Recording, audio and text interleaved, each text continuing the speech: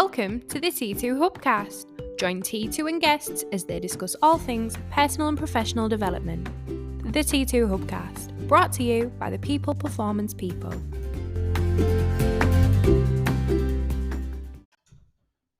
So welcome to the T2 Hubcast with me, Martin Johnson. And myself, Scott Morrison. How are you doing, Scott? I'm very well, sir. How are you? Yeah, I'm really chilled. Yeah, what you don't know is we're having technology problems and I'm like playing it real cool, but it's winding me up. Yes. But we're on. Let's see if this runs, Scott. So it's been some time since we was in the Hubcast room. Probably 4 months. Maybe even longer.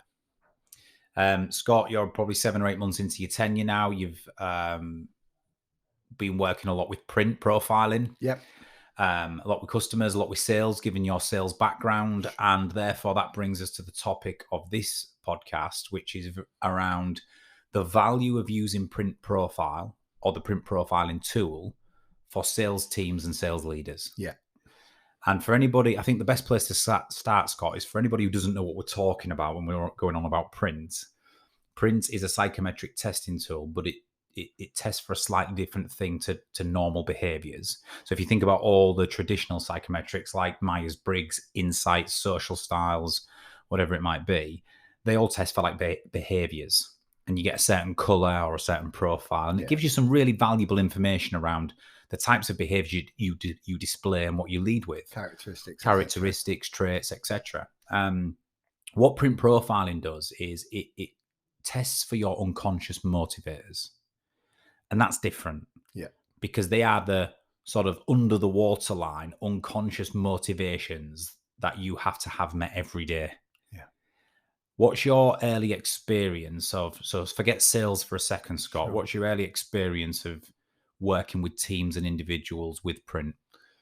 I mean, the way that print's received is unlike anything I've seen before. The joy it can bring, the light bulbs that it turns on, and the realization of people. There's two sides to print. I don't want to go too far into the detail, but the two sides that it shows of print as an outcome, you can see where people can say, I've been living inside A and I'm living far too long inside B, and it's a realization of what their stress levels are or what motivates them in different areas is happening to them. So I think as far as a tool goes, I've not worked with anything like it. When I had my own print done with yourself 8 or so years ago, I found it ridiculously helpful to me in the role that I was. You was a sales leader at the time. I was a sales leader at the time, responsible for upwards of 20 managers, over 250 staff, and the insight it gave into me, even though you feel you know yourself and you're quite socially aware of who you are and how you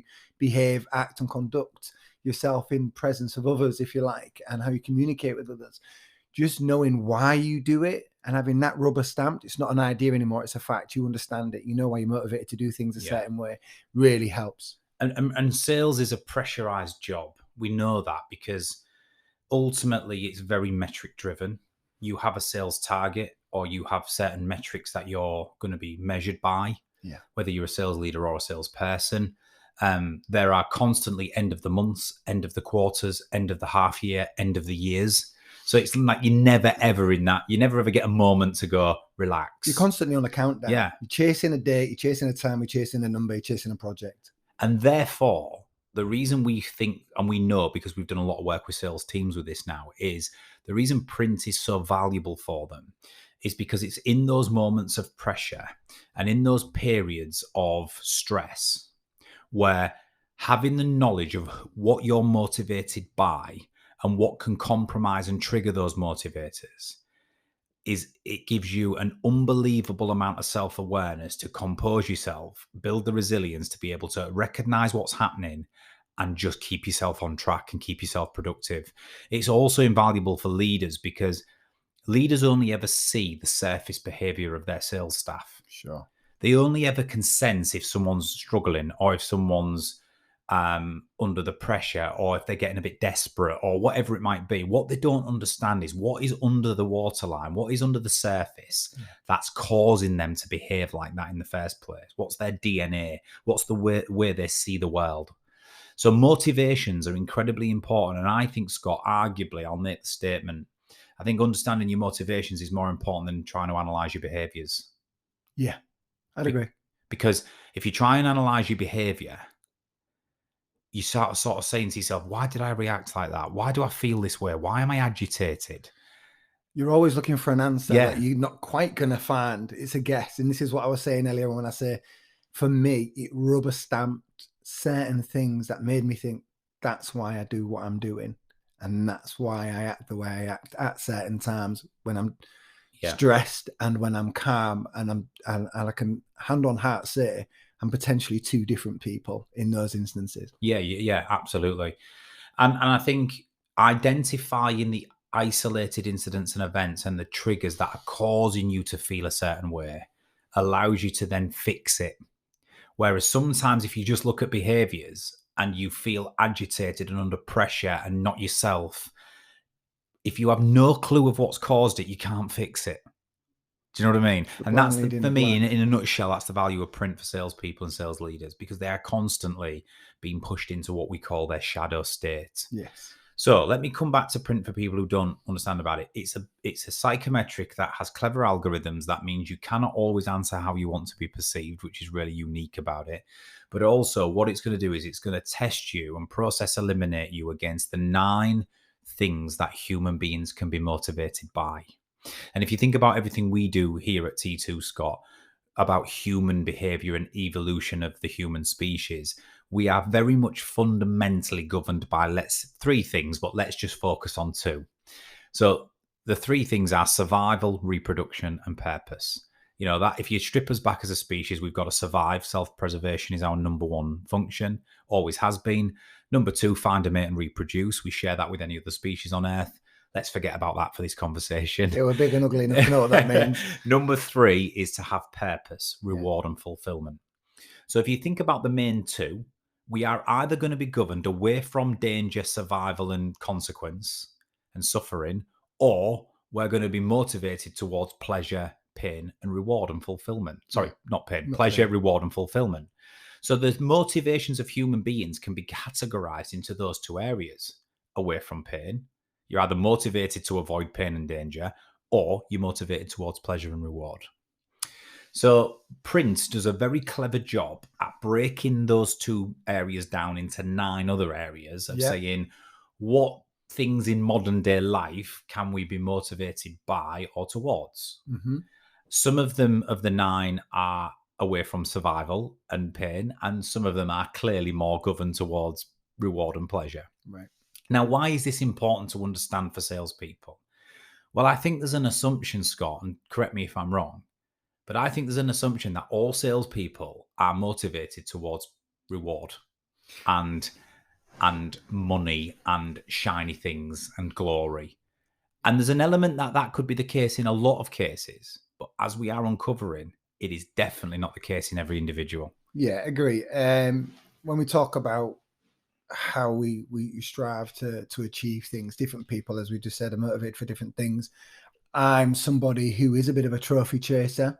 I like the rewards. I like what shines, and that brings a different level of life for me. That's what Me too. That's what I'm goal driven. I want to be on the stage at the end of the year, getting the round of applause, getting the big check, photograph with the boss, top dog. Absolutely, and I don't apologise for that. I want my name on the number 1 section on the podium. That's what I want. You want to be on the trophy, your name in lights. And do you know what, Scott? If that also comes with a lot of cash and commission, I'll take that as well. So be it. So be it. That's what we was employed for. But like you said, there's another section to that, and some of the motivators from the 9 don't always drive you to strive for the spotlight. They're not always there just to collect that big check and have your name in lights.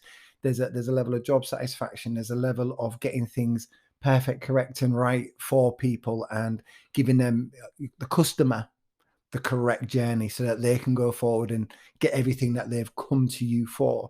And that's a key part for a lot of people. It's not just about what we gain, but a lot of people are givers, if you like, and it's about how they give for other people to receive in their journey. I'll tell you what we'll do in a minute. We'll go through the 9 motivators one by one, and we'll unpick that. If this was present in a salesperson, how would that manifest in the way they go about the job? Okay. Right. However, coming to your point there, we've all known really good salespeople who don't want to get up on the podium. In fact, they're saying to you, don't make a big song and dance about me. I hate all that sort of stuff. And actually you go, but you're really successful and you're driven to put in the activity and the work ethic to be able to be top of the leaderboard. And you don't want to be up on that stage in lights. I don't get it. Well, no, we do now, because their intrinsic motivators are different. And as long as they're met in a more subtle way, that's enough for them to go again. So just before we go into the 9 motivators in the context of sales, just reiterating what we've said so far in the first 10 minutes, Scott. For sales leaders and teams who are under pressure, who have the job of producing results almost on a daily basis, with that unrelenting spotlight on them, right? Knowing your motivators, the things at a deeper level that's going to govern your behaviors and the way you respond to pressure and stress is incredibly important. Knowing how people like to be rewarded is incredibly important. And I think that will then help sales leaders and their teams be more productive and have more levels of resilience when the going gets tough. Absolutely. Okay, let's go through the 9 motivators then. And what I'll do at the end, Scott, and this is something to say to the listeners. We've seen lots of salespeople with all 9 motivators be successful in different ways, but there are some patterns where we can safely now say there is a trend of high-performing salespeople with certain motivators, and there's a couple where they don't lend themselves naturally to being a salesperson. I think when we go through the motivators, we'll see that there are some that are focused on result and some that are focused on relationships, and as a result, that'll be the difference between driving in one way and driving. And there's in a couple where the nature of the motivator is overly governed by survival, and therefore sales may not be the most optimal career choice for them. Doesn't mean you can't do it, but it's going to be a challenge for you. You're going to bring something different to the party. Right. Number 1. So they're numbered 1 to 9. I'll introduce the motivator and then we'll just have a chat. So the first motivator human beings can be motivated by is things for things to be perfect, correct, and right. You mentioned it a little bit earlier, Scott. This is where a person sees the world as a more orderly place than a chaotic one. It means that they like structure, they like process, they like things to be done to a certain standard, and they have a healthy sense of right and wrong, justice and fairness. So if a salesperson's potentially got this motivator, they're definitely going to be a structured person. They're definitely going to want and embrace process. And for them, if they've got good process and structure, and they've got a clearly defined role, set of accounts, territory, whatever it might be, and they can proceed and operate in a methodical, orderly fashion, they could flourish.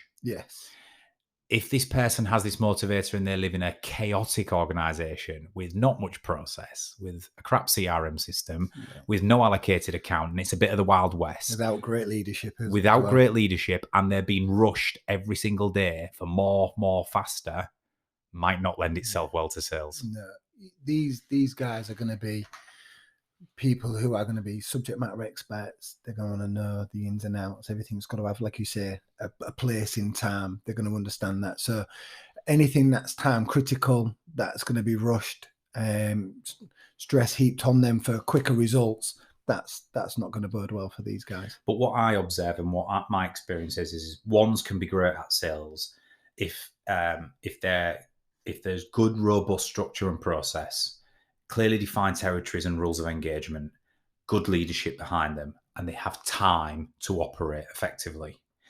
They can be phenomenal salespeople if that's the case.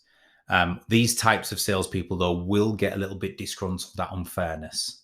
So if there's a bun fight over accounts, if someone's sold into my territory, if the rules of engagement are breached, ones really struggle with that because it's like, it's not fair. I've been working this account for bloody 4 months. You've swooped in and now the managers give you the sale instead of me. There's plenty of examples of that where if you're motivated to be perfect, correct, and right, that ain't going to sit well with you. And I've even known people leave on the back of an incident like that, leave their organization.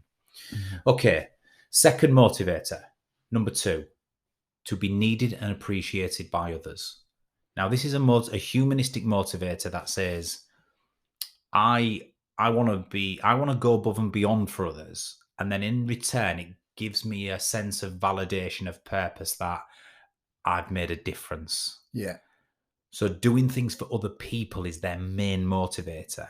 Now, it goes without saying, Scott, that if you're a 2 motivator in your profiling, you may not be driven by the big trophy and the big paycheck, and you may be driven by the customer sending an email in going, Scott's phenomenal. Great Thank you work. so much. Thank you. Yeah, absolutely. Do you know what I mean? Yeah, yeah. And the recognition of their making a difference for people is their driving force. Yeah. I'm sure these people will still take the paycheck at the end of it, but what they need more than ever is they can't just go through the motions if they don't feel they're making a difference for the client. Yeah, and I think, and that's what I was about to say. One of the key points there is what the client's going to get from that relationship compared to with other motivators as we go through. What the client will receive from the 2 will be second to none. And that's where that relationship's built, where trust is built, and that's where look at that Claire. bond is. Claire, who works for here at T2, she's a 2, right? And she will never want to let a client down. Her worst case is leaving an email unread or not responding in time or not servicing that client. And the clients love her. And she's got a high reputation and brand for efficiency with our clients because she'll go above and beyond for them. It's not just about the tangible outcome. Number 3, the third motivator, and we are whizzing through these, Scott, but we want to leave a little bit of time at the end. Number 3, to succeed and achieve. This is a motivator where a person has the sole motivation of achieving outcomes, results. Yeah. They want to succeed in achieving life. So they constantly set targets, flag on the hill, and they're going to work exceptionally fast and efficiently to try and achieve them. Yeah. 3s are fast-paced. They're goal-driven. They're results-driven. I'm not saying they're not people-focused or people-centric, but it's certainly not higher up on the importance list as getting the results over the line. You say that, but also captains of winning teams. Now, that in itself gives inspiration to those around them, creates a fellowship to some extent. So, there is a people element to what they're doing. But in a sales role, 3s are going to want to be given a target, given a set of accounts, and then get out my way. Yes. They're pulling up trees. They're going to ready hit the to get phones, involved. hit their emails. They're going to absolutely plow the motorways. They're going to have meetings, and they're going to have volume in the pipeline. Hard workers. Yeah. They will hunt opportunities. They will seek chances to speak, create accounts. They're just going to work for it. And their philosophy will be, and I can say this, right, because I'm a 3. As am I. And we've been in sales a long time. My game was always about activity and numbers. If you've got a good pipeline of activity and numbers, and don't get me wrong, it's got to be qualified, and you've got to do you've got to be credible, and you've got to follow the process. But if you've got good numbers and high activity, you'll always be okay. And that was my philosophy, and I always did well on the back of that. And I think this motivator particularly will probably suit more of a hunter role than it will a farmer account management role, probably. I would say great resilience as well. Yeah. Absolutely, because you are out there, you're on the core face of it, you're face to face, one-to-one, the rejection, etc. You are just rolling with the punches, you're flexible, you're stepping in time. So, yeah. Number 4, one of the most rare, it is the most rare motivator of the 9.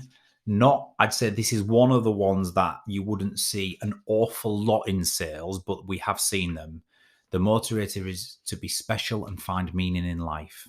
Now, this is a creative motivator where if you've got it, you want to be anything but ordinary. You want to make a difference in the world, because then that will make you feel special and you'll have true meaning in what you do. We see this in creatives, in artsy people, performers, people who want to rip something up and leave a legacy and make it different from when they found it. Now, that always, when I give you that descriptor, it doesn't lend itself to a sales role. However, what we do see is little nuances where if you can be in some type of commercial sales role where it does require that element of creativity, whether it's with product or service, putting packages together, product innovation, finding creative solutions for customers and being able to really, they will flourish in that role. Where they will not flourish, it's where it's process driven. Like, the 1. The 1 will flourish all day long in process and in structure. The 3 will flourish all day long when you give them a goal and a target and a time frame. The 4 will flourish when you give them creative input over the solutions. Creative freedom. Yes, exactly right. If it's too metric focused and and target focused and process, they're not going to stay time around will long. stand still. They'll become bored, agitated. That they need to inflict a signature piece on what they're trying to do. Exactly right. I often think 4s will be great in a marketing role or in a product and propositions creating role. new brands, new ways forwards, out of the box thinking. Innovative stuff. 5s, to be knowledgeable and smart. 5s live in a black and white world. It is rational thinking. They believe that knowledge is power. And actually, the way to make decisions and drive outcomes is to find the data and evidence, and that will always shine through. I'm not so sure. I think this would be in the bottom 2 motivators for a sale role, because, how much of sales, and also 5s don't live in that overly emotional relationships-based world. They're quite factual, quite rational, quite pragmatic people. And there's often an ongoing joke if you're motivated by a 5 that you're cold to relationships and emotions. You don't pick up on anything.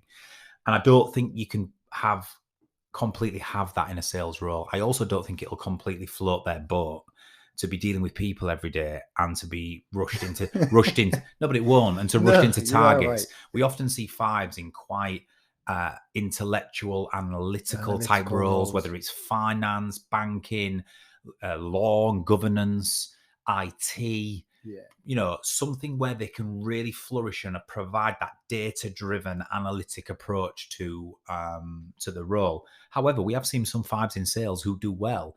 And if they're allowed to operate on data and on rationale and on evidence, then it could work. But in many sales roles, it's very much not all about that. I guess the prep work for the deal, the information shared with the customer, the package that you would need to see whether the deal was good for you or where you get your value from, that type of creation for a 5 would be right up your street. Yeah. So 6s, to be safe and secure. So to be safe and secure is very much governed by that survival instinct that we have, as we mentioned at the start. They look ahead. If you've got this motivator, your tendency is to look ahead at life of all the things that might go wrong. Get a structure and a scenario in place and a plan. They'll have a plan A, plan B, and a plan C. It's like their brain is the early warning radar for everything. Mm-hmm. What they are is very loyal, very dependable, hardworking. But again, they like routine. They don't like being under too much pressure, and they certainly don't like chaos and being blindsided. 6s is a wonderful motivator, but I see this, Scott, as the least present motivator in salespeople, because by the nature of a sales environment, if you've got this need to be safe and secure, at times in sales, you feel anything but safe and secure, and you need a high degrees of personal resilience to be able to stay the course. Yeah, and you've mentioned it already. When we're in sales, we're chasing time frames, we're chasing deadlines, and a 6 is... They're not going to cope well with it, traditionally. Yeah, traditionally. I've seen a few in sales. 6 is the least, it's the motivator I've seen the least in sales teams. Yeah. So 6 and 5 would be not traditionally compatible in sales roles. 7, to enjoy life and be happy. Yep. 7 is the opposite to the 6. They're like, what are we doing today, and is it interesting? They have a can-do, positive, optimistic view of the world. They are great socially. They're real visionaries, and they love multitasking, being busy and being on the go constantly. Yeah, it's a good motivator for sales, because socially excellent, positive people who can motivate and influence others. They like the busyness of it. They like the chaos of it. Expressive, fast-paced. It's all, yes, it's big personality type. You've all met those salespeople in your career where you go, everyone just loved them. They were socially amazing. Yeah. People bought into them more than the product. Mm-hmm. Likelihood is there was probably a 7. Yeah. 8s, to be strong and self-reliant. Now, this is the most dominant motivator of them all. 8s have that in their life, they want to stand on their own 2 feet, be independent, be in control of their destiny, and they do not want to be micromanaged or dictated to. Now, this can be fantastic in sales, because what you get in with an 8 is they are self-starters, self-motivated, and they are not going to need a whip. They're not going to need monitoring, and they're not going to need any motivation to work hard, right? They're going to do that. The challenge with these people is they don't want to be told or helped, or at times they don't always respond to feedback well. So they're them salespeople in your team where they're like the alpha wolves. It's like You want them in the team, and they've got many qualities, but they're a pain in the arse in meetings. Yeah. They push back on the process, and they don't follow the rules because they Yeah, think they're a law above themselves. That's it. They don't follow the rules. And I think the key thing for an 8 is that the advantage to an 8 is you point them in a direction and let them off the lead. Yeah. And then they're going to go. You know, 8s are great in sales because they're bold and courageous, and they don't need a push. Great in a tough decision, fast decision makers. Sorry, in a tough situation, fast decision makers. They'll get things done, but they do as well. If they're working within a team, they do create a good bond with the team. They'll always protect the team. They're very, very group focused too. Absolutely. And, you know, 8s will have tough conversations with customers. They'll ask for the order. They'll do all the uncomfortable things. They've got high levels of personal resilience. So when it comes to the crunch, they're the ones who are a bit brave and bold and will really, drive things to an end. Yeah. And when you talk just on that one on 8s, when you're talking about pace setting, looking to achieve the high levels at high standards, but push beyond those metrics of what you're chasing and ask for that extra 10%. These are the guys that are going to get in the mix for that. And last but not least, 9s. The 9th motivator is to have peace and harmony. And if you've got this motivator, you see the world as a very harmonious place. You don't really like conflict, discomfort, or discord. You want to work with teams, bring people together, collaborate. You genuinely are quite balanced in your views, so you'll try and find the middle ground and consensus. 9 can be a wonderful motivator in sales. Don't underestimate it. People think of it as, peace and harmony. They've not got the backbone or the strength for it. Yes, they bloody have. Claire's a 9 major, right? Great account managers. Great account managers. You know, they will build relationships with clients. They will always listen and understand. They always put others first. Yeah. They will generally be able to sift through the madness and find out what the crux of the problem is and solve it. And they just seem to let things go over their head and just continue on their merry way without really getting flustered. Great relationship builders. Yeah. Communication second to none with these guys. And like you was talking about with Claire earlier on, obviously you've mentioned her as a 2 and now mentioned her as a 9.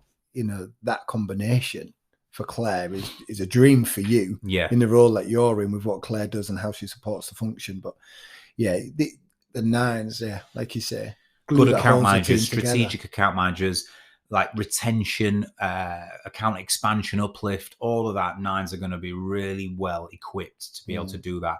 I do wonder sometimes if putting a 9 in a pure hunter's role, where they've got to be a bit more aggressive and cutthroat and target driven and fast paced, whether they would flourish as much. Probably not. No, probably not. Right, we've got a couple of minutes left, Scott. Let's just summarize where we're at. Print is a wonderful tool for testing generally around unconscious motivators and what's behind behaviors and what motivates people. The reason it's invaluable in a sales role is, as we've just gone through, the 9 different motivators you can have. It will absolutely then give sales leaders and organizations an understanding of how their salespeople are motivated. Yeah. Not only that, but have we got them in the right role? Because some people, you've got some great people there, but you've got them in the wrong role. You might have some people in a hunter's role, which would be better at being a bit more of an account manager or a farmer, and vice versa.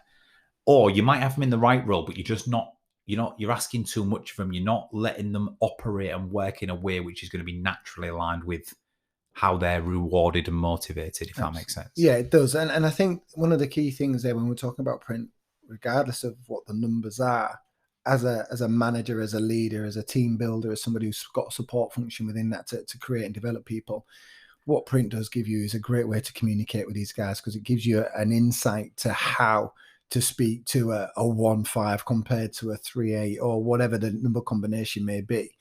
But what it does is it helps you put yourself in your best light for them, even though that might not be comfortable for you as a particular behavior type or a number. You know how to now communicate with someone else so not to trigger them. And that is such a key thing. It's about putting them first to get them at their most productive selves, to drive them forward. And that's a massive tool from print. I couldn't have put that better to summarize the podcast, Scott, with about 45 seconds left.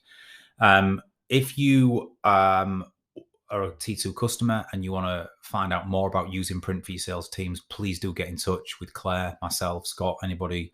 We can set up a call and talk about it. But a great way of finding out the dynamic of your sales team, getting the right people in the right roles, and getting them to be the best version of themselves. And in turn, that will drive up greater levels of productivity and ultimately sales performance. Yep. Scott Morrison, thank you very much. Thank you very much. And we'll be back shortly with another T2 Hubcast. Introducing the T2 Leadership Retreat 2023, the ultimate leadership development experience from the people performance people. Join us at the prestigious Grove Resort in Hertfordshire for our annual leadership retreat, where you will be joined by other senior industry leaders in this immersive 3-day experience. The T2 Leadership Retreat will include a 3-night all-inclusive stay at the 5-star Grove Resort, multiple leadership tasks, sessions and challenges, an in-depth personal leadership 360 report, an exciting off-site activity at a nearby location, as well as access to psychometric profiling and self-awareness tools. The retreat will be facilitated by experienced professionals from the world of business, the military and professional sport, and will feature high-profile guest speakers Sir Dave Brailsford, Director of Sport for Ineos, and former New Zealand Rugby Union captain Sean Fitzpatrick. To book your place on the ultimate leadership experience of the year, or for more information, please contact help@transsuperformance.com.